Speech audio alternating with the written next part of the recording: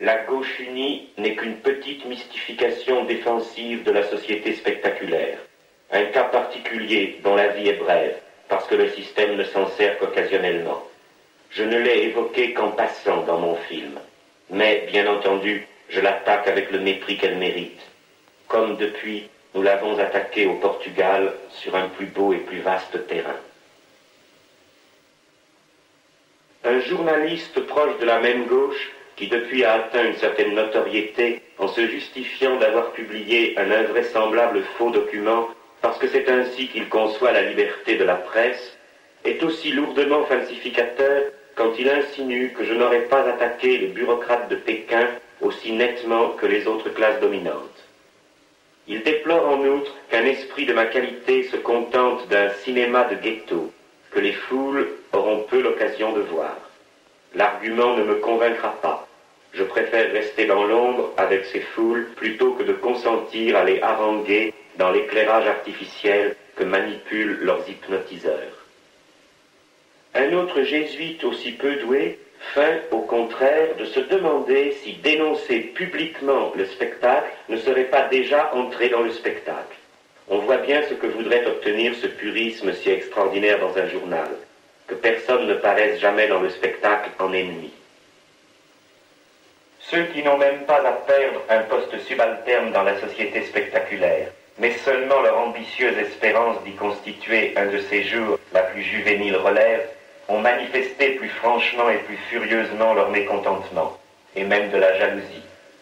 Un anonyme très représentatif a longuement exposé les thèses du plus récent conformisme à leur place naturelle, c'est-à-dire dans l'hebdomadaire des comiques troupiers de l'électorat mitterrandiste. L'anonyme trouve qu'il eût été très bien de filmer mon livre en 1967, mais qu'en 1973 il était trop tard. Il en donne pour preuve le fait qu'il lui paraît urgent que l'on cesse désormais de parler de tout ce qu'il ignore. Marx, Hegel, les livres en général parce qu'ils ne peuvent être un instrument adéquat d'émancipation.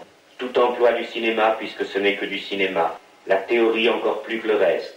Et l'histoire elle-même, dont il se réjouit d'être anonymement sorti.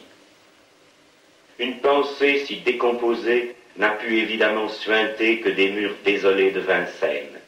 De mémoire d'étudiants de Vincennes, on n'a jamais vu naître une théorie. Et c'est bien là que l'on préconise, au moins provisoirement paraît-il, l'anti-théorie. Qu'aurait-il d'autre à vendre contre une place de maître assistant dans la néo-université? Non qu'il s'en contente, le plus démuni des candidats récupérateurs, allant aujourd'hui tirer partout les sonnettes pour être au moins directeur de collection chez un éditeur et si possible metteur en scène. L'anonyme d'ailleurs ne cache pas qu'il m'envie les gains à ses yeux fastueux du cinéma. On peut donc être assuré qu'aucune de ces antithéories n'atteindra facilement le silence qui est son seul authentique accomplissement, parce qu'alors ses porteurs ne seraient plus que des salariés sans qualification. L'anonyme en effet abat son jeu à la fin. L'imposteur n'avait souhaité dissoudre l'histoire que pour en élire une autre. Il voulait désigner les penseurs de l'avenir. Et cette tête de mort avance froidement les noms de Lyotard, Castoriadis et autres ramasse-miettes à la traîne, c'est-à-dire des gens qui avaient jeté tout leur feu il y a plus de 15 ans, sans parvenir à beaucoup éblouir leur siècle.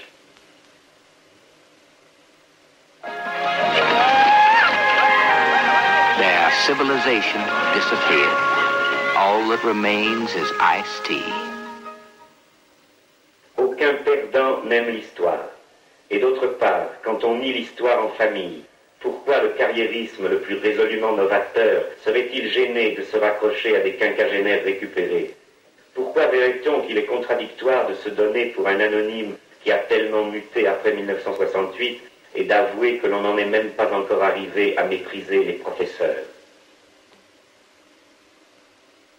Cet anonyme a tout de même le mérite d'avoir illustré mieux que les autres l'ineptie de la réflexion anti-historique dont il se réclame, comme les intentions réelles de ce faux mépris que les impuissants opposent à la réalité.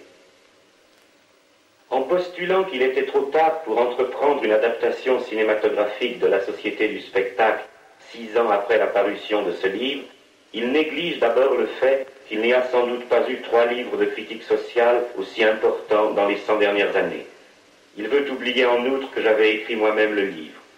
Tout terme de comparaison manque pour évaluer si j'ai été plutôt lent ou plutôt rapide, puisqu'il est patent que les meilleurs de mes devanciers ne disposaient pas du cinéma. De sorte que, je l'avoue, j'ai trouvé très bon d'être le premier à réaliser cette sorte d'exploit.